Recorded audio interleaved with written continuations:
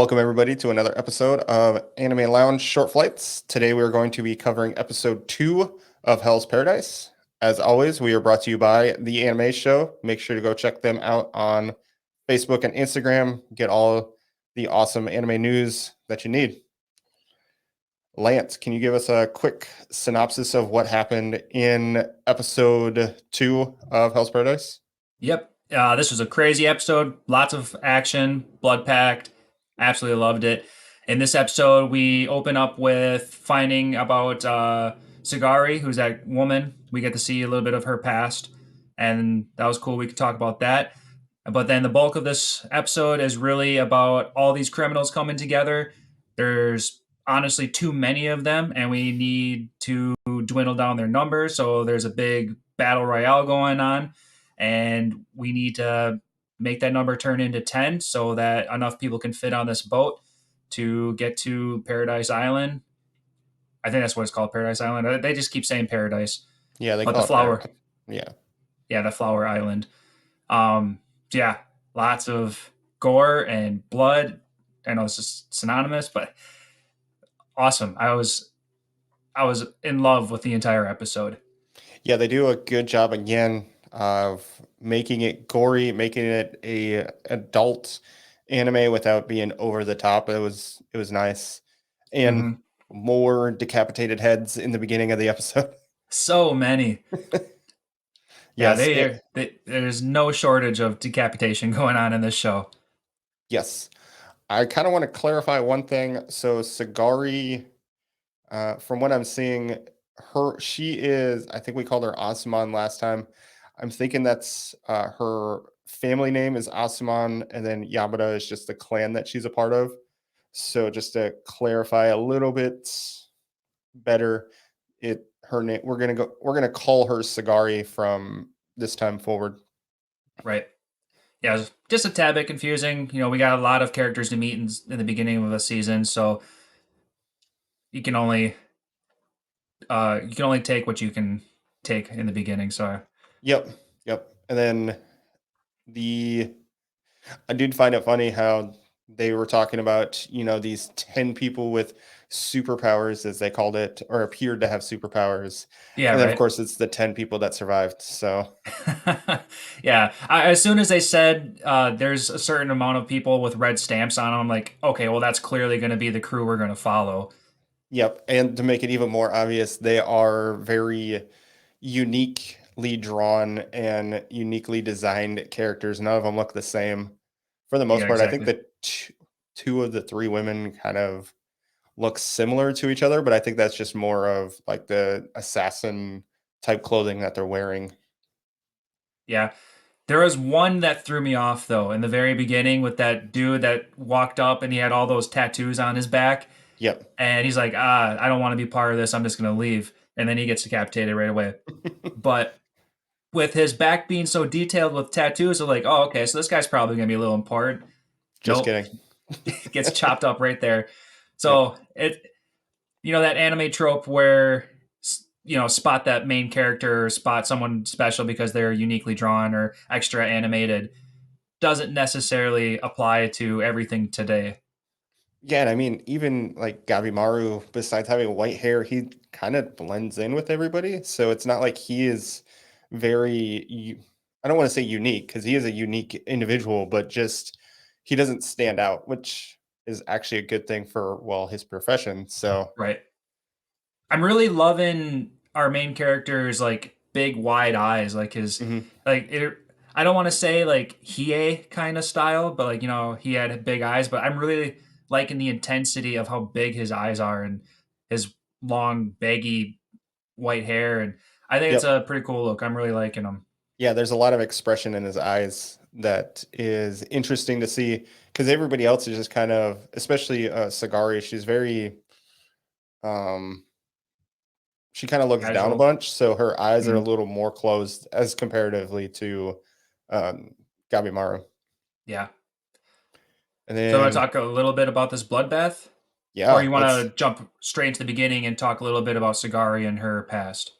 let's talk about Sagari real fast. I think the biggest thing is one thing that they made mention a few times is that she can look into the blade and basically see information off the reflection. I thought that was really cool and Right. very detailed. Like she basically has the weight of all the deaths that she's basically been a part of weighing her down, and you could see that in the end of the episode. So I thought that was really well done.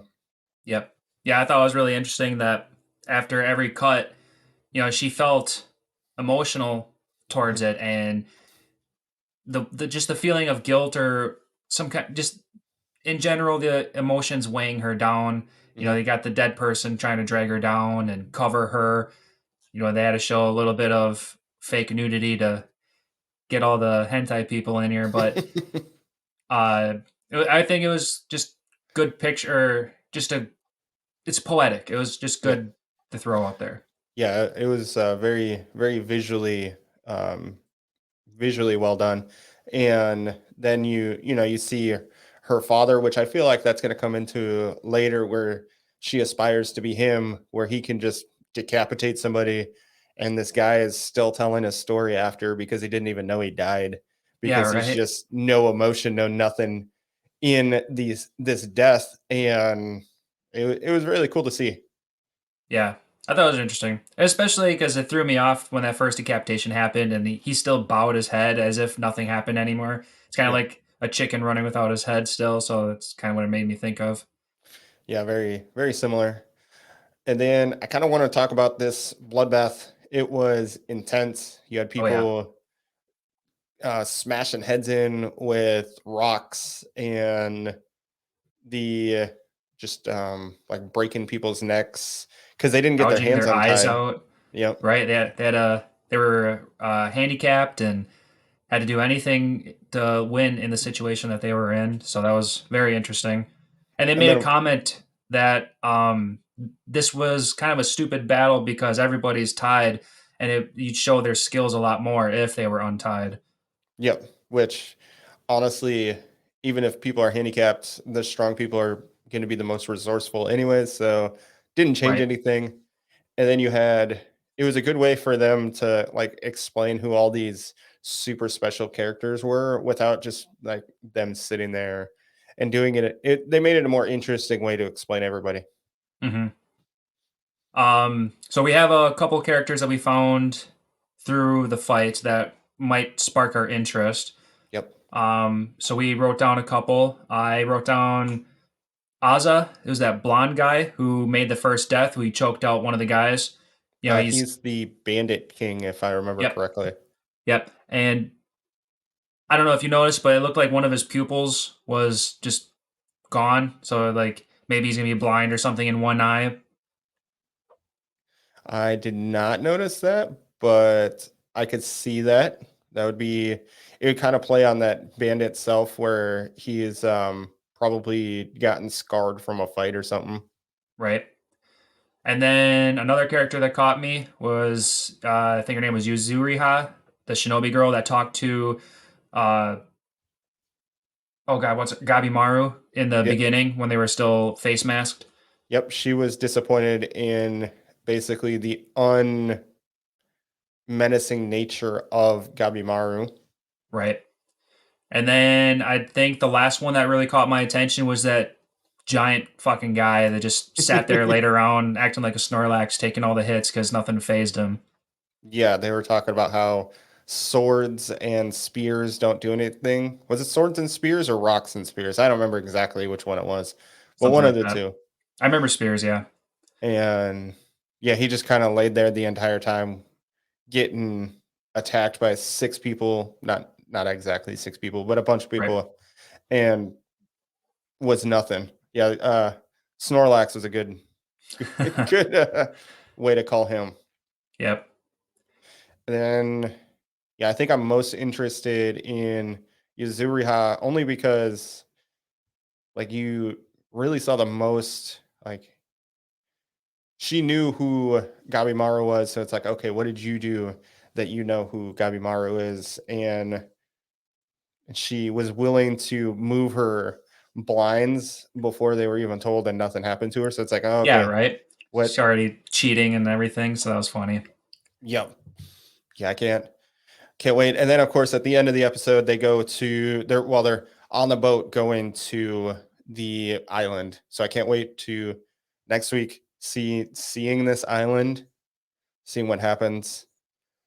I think one important bit of information is that if their attendant, which are going to be the um, Yamada. Yamada clan individuals, if they die, then the basically the person on death row will get put to death as well. I think Right. that's important. Yeah, and we're definitely going to see a couple of that because of the 10 people that we saw win, there was a couple that they named off that kind of already gave us the impression that they're going to be like whatever, they'll be the first to die. Like there's that prayer guy. He didn't look menacing in the least, so I don't see him lasting long. I don't know, a killing prayer. That sounds kind of reminds me of Hunter x Hunter with the main guy who could pray and kill people that way. hmm So it'll be Um, One last thing I wanted to bring up about Sagari. After witnessing the complete bloodbath that Gabimaru totally, murked everybody, and he made a couple comments, and it made her realize. I wrote it down, like something about she doesn't need to be fearless about decapitating people anymore. It's more along the lines of accepting the burden, yeah, she and needs to that have the resolve to push forward even though she's killing people.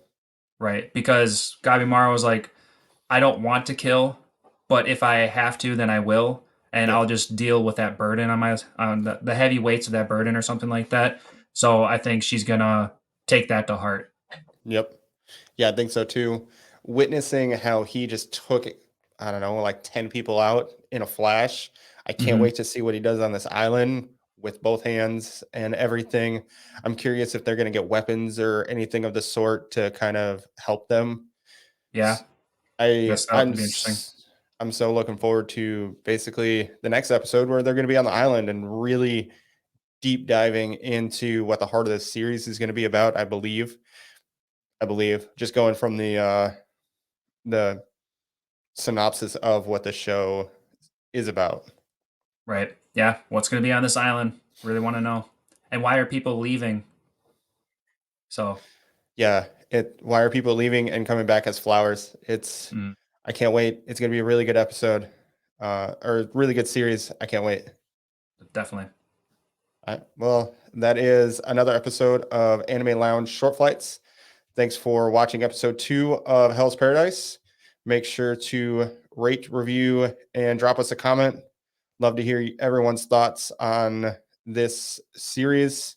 Also, make sure to go check out the anime show and hit our affiliate with Right Stuff Anime and get all of your awesome anime goodness through them. Help us by helping yourself. Yep. Have a good one. Later, guys.